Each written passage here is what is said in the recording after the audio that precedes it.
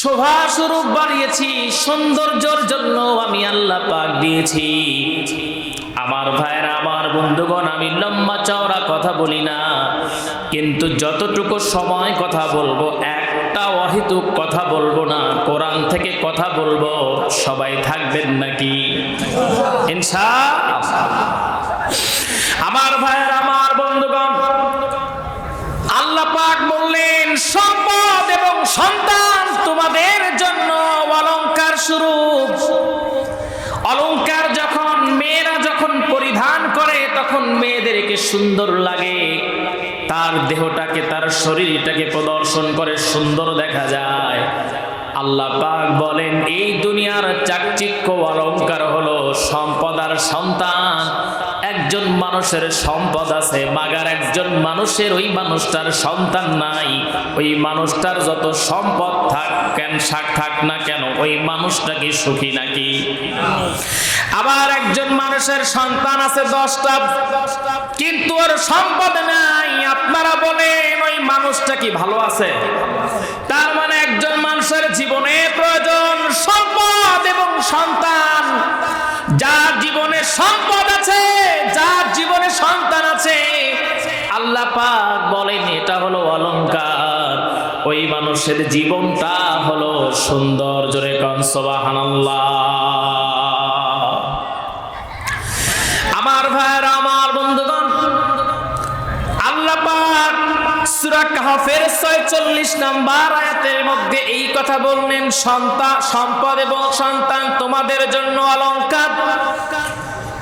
সূরা তাগাবুনের 15 নম্বর আয়াতের মধ্যে আবার আল্লাহ নিজেই বলছেন ইন্নামা আমওয়ালুকুম ওয়া আওলাদুকুম ফিতনাহ ওয়াল্লাহু ইনদাহু আজরুন আযীম। সবাই বলি আল্লাহু আকবার। আল্লাহ পাক বলছেন সম্পদ এবং সন্তান হলো তোমাদের জন্য ফিতনা। এক জায়গায় আল্লাহ বললেন এগুলো তোমার জন্য অলংকার। আবার সূরা তাগাবুনের 15 নম্বর আয়াতের মধ্যে আল্লাহ পাক বললেন সম্পদ এবং সন্তান তোমাদের জন্য বিপদের কারণ, তোমাদের জন্য ফিতনা। এখন আমাদের মনে প্রশ্ন আসতেই পারে, হুজুর আল্লাহ একই মুখে দুই কথা কয় নাকি কোন? কিন্তু আল্লাহ পাক তো মিথ্যা কথা বলেন না। ওমান আসদাকু মিনাল্লাহি কিলা, আল্লাহর চেয়ে সত্য কথা কেউ বলে? এইবার শোনেন, ওইটা হলো অলংকার ছিল সম্পদ এবং সন্তান। আর আল্লাহ পাক বললেন ফিতনা। কেন ফিতনা? এই দুনিয়ায় মানুষ সম্পদ গ্রহণ করে, সম্পদ ইনকাম করে, সম্পদ গড়তে চায় তার সন্তানের জন্যই, ঠিক কিনা? সন্তানের কারণেই সে সম্পদ গড়তে চায়। এমনকি আমাদের যে একটা বেড়া দেওয়া আছে, ইসলামী শরিয়ার একটা বেড়া দেওয়া আছে না নাই? আছে। খ্রিস্টানদেরকে বলবেন তাদের কোনো বেড়া নাই। মন চাচ্ছে, যেমন ওপেন সেক্সের দেশ হলো আমেরিকা, ফ্রান্স, ইতালি, মন চাইলো ছেলে মেয়ের সম্মতি আছে, তারা জেনা করতে পারে, কোনো সমস্যা নাই। চাইলে ঘুষ খেতে পারে, হারাম কিছু করতে পারে, কোনো সমস্যা নাই। ওই দেশে আপনার মদের দাম অত্যন্ত কম। কিন্তু শোনেন, আমরা যেহেতু আল্লাহ এবং তার রাসূলের উপর ঈমান এনেছি, আল্লাহ পাক বলেন তোমাকে একটা বেড়া দিয়ে দেওয়া হয়েছে। সেই বেড়ার নাম হলো শরীয়তের বেড়া।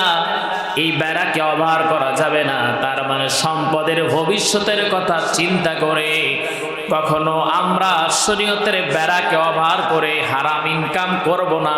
সবাই বলেন আদেশটা কার? সবাই বলেন কার? এই আদেশটা ছিল আল্লাহর। কিন্তু আমার ভাইরা, আমার বন্ধুগণ, দুনিয়ায় কিন্তু মানুষ অন্যায় করে, হারাম খায়, ঘুষ খায়, সুদ খায়।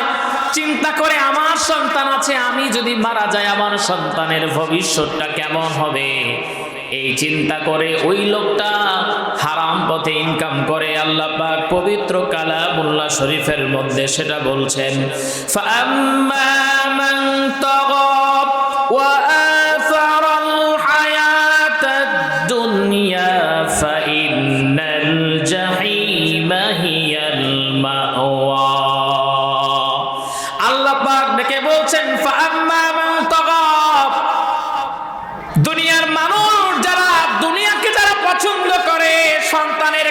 সম্পদ গুছাতে চায় ওরা সীমা লঙ্ঘন করে। আমি যে একটা নির্দিষ্ট দেয়াল দিয়েছি, এই দেয়ালকে ওভার করে, সীমা লঙ্ঘন করে, সীমাকে অতিক্রম করে তারা সুদ খায়, ঘুষ খায়, হারাম ইনকাম করে একমাত্র সন্তানের জন্য, পরিবারকে ভালো রাখবে এই জন্য। আল্লাহ পাক বলেন শোনো, যারা এই দুনিয়ার জীবনকে যারা ভালোবেসে সীমা লঙ্ঘন করে, যারা হারাম ইনকাম করে, আল্লাহ পাক বলেন আল্লাযীনা ইয়াস্তাহিব্বুনাল হায়াতাদ দুনিয়া আলাল আখিরাতি ওয়া ইয়াসুদ্দুনা আন সাবিলিল্লাহ ওয়া ইয়াবগুনাহা ইওয়াজান উলাইকা ফি দালালিন বাঈদ।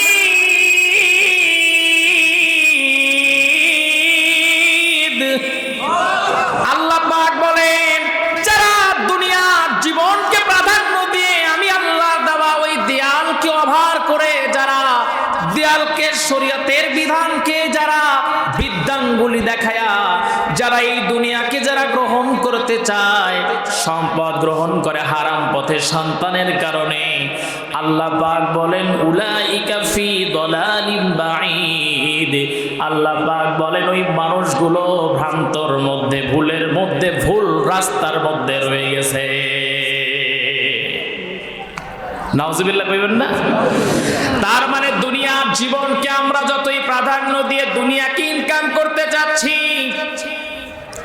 ততই আমরা ভুলের মধ্যে ঢুকে যাচ্ছি, ঠিক কিনা? এই অবস্থায় যদি আমার আপনার মৃত্যু হয়ে যায়, আমার ভাইরা, আমার বন্ধুগণ, এই অবস্থায় যদি আমার আপনার মৃত্যু হয়ে যায় ভুল রাস্তায় থাকার মধ্যে, আমার আপনার যদি মৃত্যু হয়ে যায়, সবাই আওয়াজ দিয়ে বলেন আমাদের কি বাঁচার উপায় আছে নাকি? আল্লাহ পাক বলেন শোনো, এই পার্থিব জীবনকে গ্রহণ করা যাবে না।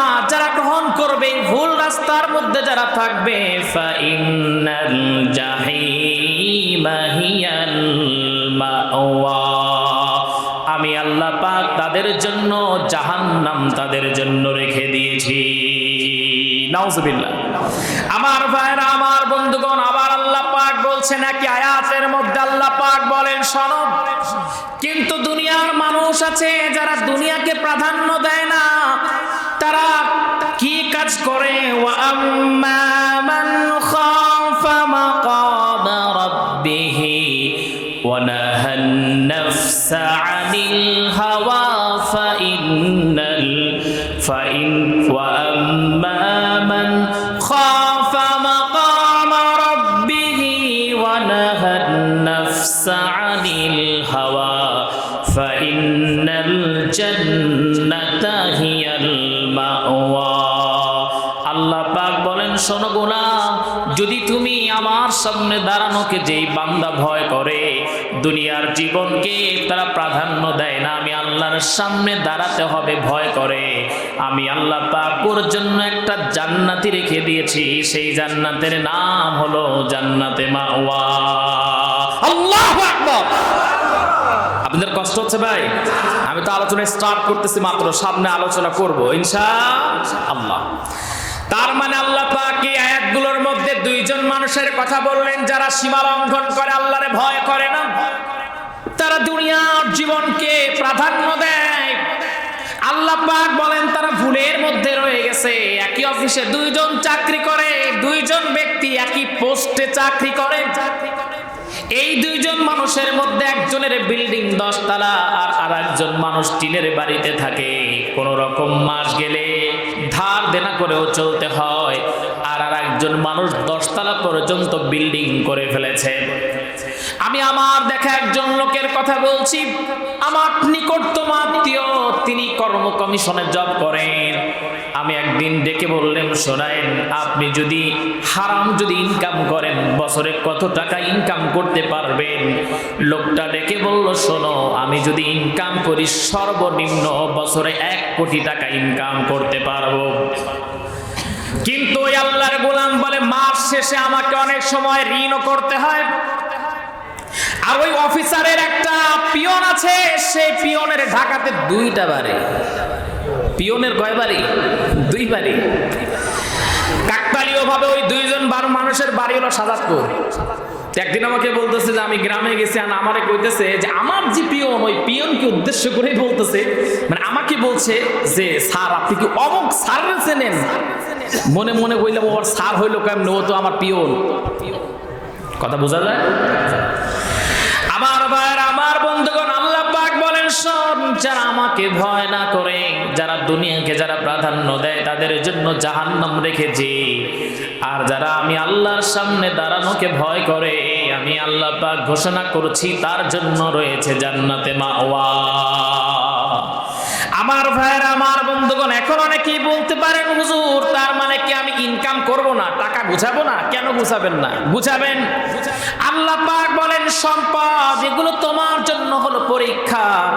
আল্লাযী খালাকাল মাউতা ওয়াল হায়াতা লিয়াবলুয়াকুম আইয়ুকুম আহসানু আমালান ওয়া হুয়াল আজিজুল গফুর।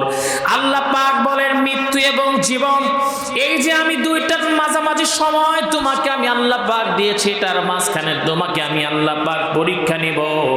এখানে কে কত উত্তম কাজ করে আমার সামনে এসে দাঁড়াবে। আমার ভাইরা, আমার বন্ধুগণ, আল্লাহ পাক বলেন শোনো, আমি আল্লাহ রাব্বুল আলামিন যখন মানুষকে সম্মান দেই, কষ্ট হচ্ছে নাকি আপনাদের? আল্লাহ পাক বলেন যখন দুনিয়ার কোন মানুষকে আমি সম্মান দেই, মানে টাকা দেই, টাকা হঠাৎ করে ডগ ফুলে আঙ্গুল ফুলে কলা গাছ, কথা আছে না? দেখবেন যে আগে দিন চলতো না, ওই এখন হয়ে গেছে রাজমিস্ত্রির কাজ করে বড় রাজমিস্ত্রি, টাকার আর অভাব নেই। আল্লাহ পাক এই সকল মানুষদেরকে উদ্দেশ্য করে বলেন ফাআম্মাল ইনসানু ইযা মাবতালাহু রাব্বুহু ফাআকরামাহু ওয়া না'আমা। যখন আমি তাকে সম্মান দেই, টাকা দেই, সম্পদ দেই, তখন ওই মানুষটা ডেকে বলে, সবার মাঝে বুক ফুলায় সবার মধ্যে বলে ফায়াকুলু রাব্বি আকরামান, আমার রব আমারে টাকা দিয়ে সম্মানিত করেছেন। আবার ওই মানুষটা যখন বিপদে পড়ে যায়, আল্লাহ পাক বলছেন, আল্লাহ পাক বলছেন ওই মানুষটা যখন বিপদে পড়ে যায়, ওয়া আম্মা ইযা মাবতালাহু ফাকাদারা আলাইহি রিজকা। যখন ওই মানুষের অর্থ সম্পদ গুলো যখন কমে যায়, কমতে শুরু করে, তখন সে ডেকে বলে ফায়াকুলু রাব্বি আহানান, আল্লাহ আমার সঙ্গে অন্যায় করেছে। তাহলে মানুষের একই মুখে কয় কথা কয়? যখন সম্পদ দেয় তখন কয় আল্লাহ আমারে ভালোবাসে, সম্মান দিছে। আর যখন টাকা কমে যায়, বিপদ আসে, পরীক্ষা করে আল্লাহ পাক, তখন সে কি বলে যে আল্লাহ পাক আমার সাথে অন্যায় করেছে, অবিচার করেছে। আমার ভাইরা, আমার বন্ধুগণ, শোনেন, দুনিয়ার মানুষের রিজিক কমে যাওয়ার কয়েকটা কারণ আছে, আমি বর্ণনা করব ধারাবাহিকভাবে, আপনারা শুনবেন তো ইনশাআল্লাহ। আমার ভাইরা, আমার বন্ধুগণ, মূল আলোচনায় চলে যাই। আজকে আমি তেলাওয়াত করেছি আল আরাফ থেকে, সূরা আল আরাফ থেকে 96 নম্বর আয়াত থেকে তেলাওয়াত করেছি। আল্লাহ পাক বলেন ওয়ালাউ আন্না আহলাল কুরা আমানু ওয়াত্তাকাউ লাফাতাহনা আলাইহিম বারাকাতিম মিনাস সামাই ওয়াল আরদ। আল্লাহ পাক বলেন জনপদের লোকেরা, ভূপৃষ্ঠের লোকেরা, দুনিয়ার মানুষগুলো যদি দুইটি কাজ করে, আমি আল্লাহ পাক ঘোষণা করছি ওই বান্দাদেরকে শোনো, বারাকাতিম মিনাস সামাই ওয়াল আরদ, আসমান এবং জমিনের যত রিজিকের দরজা, যত রহমত বরকতের দরজা বান্দার জন্য আমি আল্লাহ পাক উন্মুক্ত করে দেব। সুবহানাল্লাহ। তার মানে বুঝতে পারতেছেন কথা? আল্লাহ পাক বলছেন যদি জনপদের লোকেরা দুইটি কাজ করতে পারে, কয়টা ভাই বলেন, কয়টা? দুইটা কাজ যদি করতে পারে, আল্লাহ পাক বলছেন তাহলে আসমান এবং জমিনের যত রিজিকের দরজা আছে, সব বরকত রহমতের দরজা বান্দার জন্য আল্লাহ পাক খুলে দিবেন। কিন্তু কি কথা, আজকে আজকে আমাদের জন্য রহমত আর বরকতের দরজা খোলা হচ্ছে না, রিজিকের দরজা খোলা হচ্ছে না, বরঞ্চ সব কিছুই আমাদেরকে চেপে বসেছে, নাকি বলেন? আমার ভাইরা, আমার বন্ধুগণ, জমিন থেকে আর আগের মতো ফসল উৎপন্ন হয় না, আসে ভূমিকম্প। আল্লাহ পাক বলেন এক নাম্বার কাজ করবি, সেটা হলো আমানু, আমি আল্লাহর উপরে ঈমান আনবি। সুবহানাল্লাহ। আমার ভাইরা, আমার বন্ধুগণ, এখানে অনেকেই আছেন প্রশ্ন করতে পারেন, হুজুর আমরা তো আল্লাহর উপরে ঈমান এনেছি, তাছাড়া আর কারোর উপরে ঈমান আনি নাই। আমরা তো আল্লাহর উপরে ঈমান এনেছি কারণ বাংলাদেশে প্রায় 95% বা 92% বা তার বেশি বলেন এত পার্সেন্ট মুসলমান বসবাস করে, তারা সবাই আল্লাহর উপরে ঈমান এনেছে। কিন্তু আমার ভাইরা, আমার বন্ধুগণ, যেহেতু আমরা বাবা মার যখন দুনিয়াতে আসছি, বাবা মার মধ্য দিয়ে, তখন আমরা মুসলিম ঘরে জন্ম নেওয়ার কারণে আমরা মুসলমান হতে পেরেছি। কিন্তু আল্লাহর নবী বলেন কুল্লু মাউলুদিন ইউলাদু আলা ফিতরাতিল ইসলাম, যখন কোন সন্তান দুনিয়াতে আসে, যদি হিন্দুর ঘরেও জন্মগ্রহণ করে সে মুসলিম, যদি কেউ খ্রিস্টানের ঘরে জন্মগ্রহণ করে সে মুসলিম। অতঃপর বাবা মার হাত ধরে মন্দিরে যায়, চাপ যে যায়, ধর্মান্তরিত হয়ে যায়। আমার ভাইরা, আমি জন্মগতভাবে মুসলিম, একটা হিন্দুর ঘরে যেই বাচ্চা জন্মগ্রহণ করেছে ও সে মুসলিম। আমরা মুসলমানের ঘরে জন্মগ্রহণ করেছি, বাবার হাত ধরে মসজিদে গিয়েছে, এই জন্য আমরা ঈমানটাকে রক্ষা করতে পেরেছি, আমরা ধর্মান্তরিত হয়ে যাই নাই। আল্লাহ পাক বলেন যদি তুমি ঈমান আনো তাহলে তোমাকে সর্বপ্রথম কাফের হতে হবে। কি হতে হবে? সবাই বলেন। আমি আমার মসজিদে যখন এই কথা কইছি তখন সব মুসল্লিরা স্টপ। আমি ঢাকাতে আলহামদুলিল্লাহ নামাজ পড়ে, তো আমার মুসল্লিরা স্টপ। হুজুর বলে কি, মাথাটা খারাপ হয়ে গেছে যে হুজুর বলে কাফের হওয়ার কথা। হ্যাঁ, কাফের। আমার ভাইয়েরা, কাফের আপনাকে হতে হবে, কুফরি করতে হবে, কিন্তু সেই কুফরিটা আল্লাহর দিকে নয়, সেটা হলো মূর্তির দিকে, সেটা হলো তাগুতের দিকে। সুবহানাল্লাহ বলবেন না? আমার ভাইরা, আমার বন্ধুগণ, আল্লাহ পাক বলছেন ফামাইয়াকফুর বিত্তাগুতি ওয়া ইউমিন বিল্লাহি ফাকাদ ইসতামসাকা বিল উরওয়াতিল উসকা লা ইনফিসামা লাহা আল্লাহু সামিউন আলিম। আল্লাহ পাক বলছেন যারা তাগুতকে যারা অস্বীকার করে, কিসে অস্বীকার করে? তাগুতকে যারা অস্বীকার করে কিন্তু আল্লাহর উপরে ঈমান আনে। সুবহানাল্লাহ বলেন। তার মানে তাগুতকে যারা অস্বীকার করে, তাগুতকে অস্বীকার করে যারা কাফের হয়, কিন্তু আল্লাহর প্রতি ঈমান এনে যারা ঈমানদার হয়, আল্লাহ পাক বলছেন তারা এই যে রজ্জু, তারা এই যে রশিটা ধারণ করে, আল্লাহ পাক বলেন এটা এমন একটা দড়ি, এমন একটা রশি, এই রশি কোনোদিন ছিঁড়বার নয়। সুবহানাল্লাহ।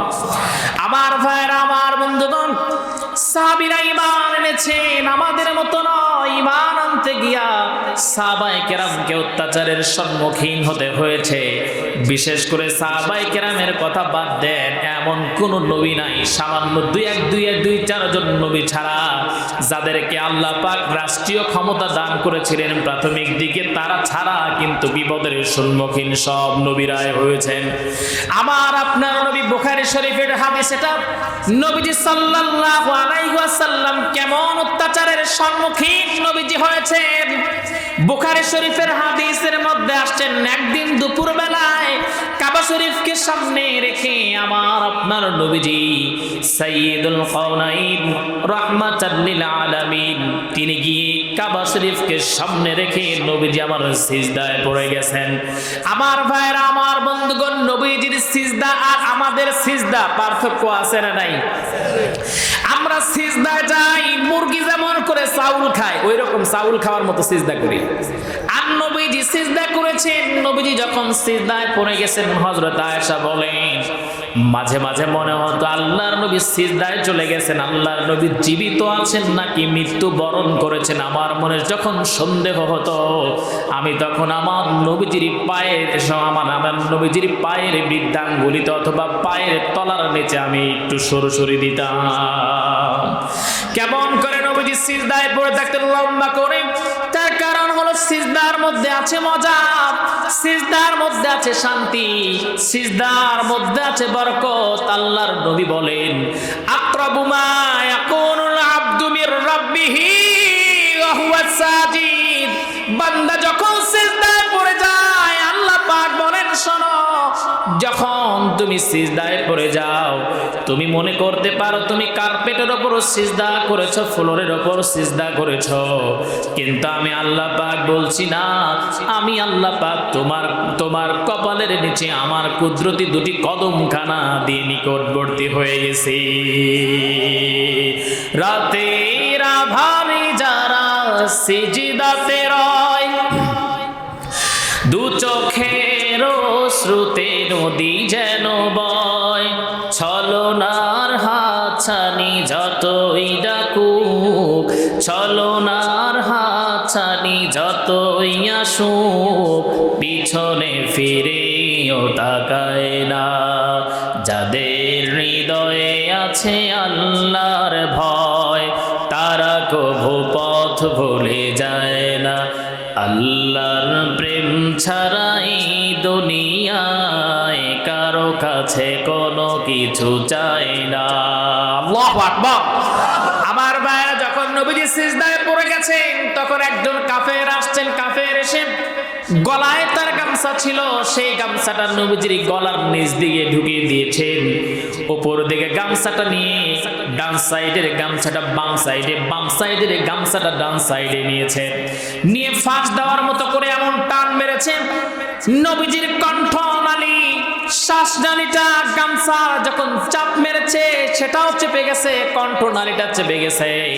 আল্লাহর নবী হঠাৎ করে যখন যখন কঠিন সমস্যার মধ্যে, কঠিন বিপদের সম্মুখীন হয়ে গেলেন, তখন নবীজির চোখ মোবারক গুলো এখন যেন ফুটে যেন বের হয়ে যাবে, বড় বড় চোখ হয়ে গেছে। আল্লাহর নবী দম বন্ধ হয়ে গেছেন, এখনই যেন তিনি দুনিয়া থেকে বিদায় হয়ে যাবেন। আমার ভাইরা, আমার বন্ধুগণ, আপনার মনে হতে পারে আপনি ইসলামটাকে, দিনটাকে পেয়েছেন, কোনো কষ্ট আপনার হয় নাই, কিন্তু আমার আপনার নবীজি, যাকে না বানালে আল্লাহ পাক দুনিয়ার কিছু বানাতেন না, আমার আপনার নবীজি দিন প্রচার করতে গিয়া, আল্লাহকে রব হিসাবে তার ইবাদত করতে গিয়া কঠিন বাস্তবতার সম্মুখীন হয়েছেন, এমনকি নবীজি রক্ত ঝরিয়েছেন, ঠিক কিনা? আমার ভাইরা, আমার বন্ধুগণ, এইবার এই দৃশ্যটা দেখলেন আবু বকর রাদিয়াল্লাহু তাআলা, তিনি আসলেন আর কাফেরকে ধাক্কা মেরে ফেলে দিলেন। ধাক্কা মেরে ফেলে দিয়ে তিনি ডেকে বলছেন, না তাকতুলুনা রাজুলান ইয়াকুলা রাব্বি আল্লাহ।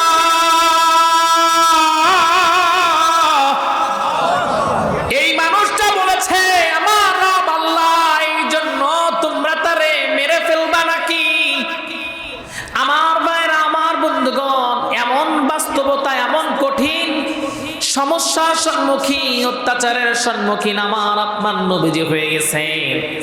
সাহাবায়ে কেরামেরা যখন ঈমান এনে ফেলতেন, সাহাবায়ে কেরামকে অত্যাচারের স্টিমুলার তাদের উপর চালিয়ে দেওয়া হতো।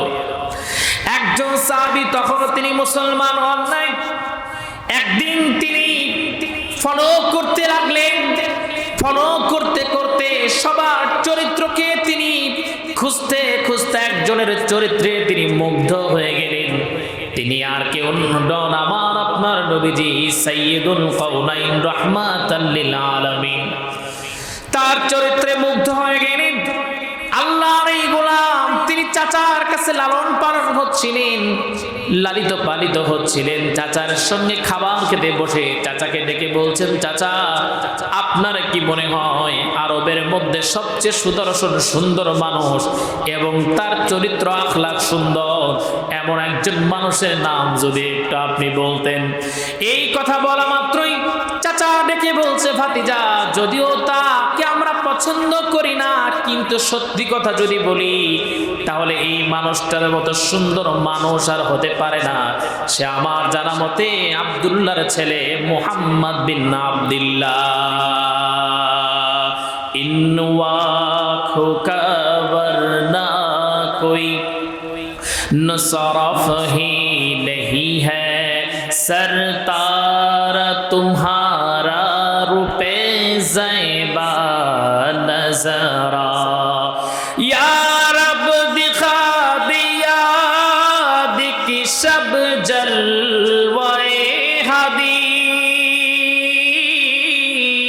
या रब दिखा दिया रब दिखा दिया दिखी शब जलवाए हदी एक बार को अता हो एक बार को अता हो ज़ियारत रसूल की आहा जन्नत में लेके जाएगी चाहत रसूल की সবাই বলি আল্লাহু আকবার আমার ভাইরা আমার বন্ধুগণ সঙ্গে সঙ্গে ভাতিজাকে যখন চাচা এই কথা বললেন তখন চাচাকে ডেকে বলছেন চাচা তাহলে সে সত্যবাদী আলামিন কেন তার ধর্মকে আমরা মেনে নিচ্ছি না এই কথা বলা মাত্রই সঙ্গে সঙ্গে চাচা ডেকে বলছেন কারণ আমাদের বাপ দাদার ধর্মের মুখে চুনকালি পড়ে যাবে এই কথা বলা মাত্রই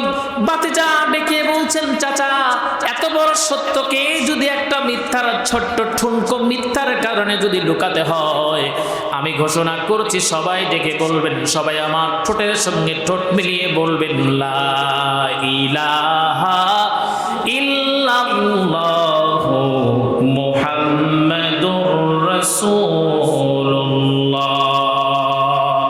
আমার ভাইরা আমার বন্ধুগণ ঈমান এনে ফেললেন চাচা এবার রাগান্বিত স্বরে ডেকে বলছে ভাতিজা আমার বাড়িতে থাকো আমার বাড়িতে খাও আর আমার কথাকে তুমি ডিনাই করে ফেলো এটা আমি কোনোদিনও মেনে নিতে পারবো না ও আমার ভাতিজা তোমার সঙ্গে সেকেন্ড কোনো কথা আমার নাই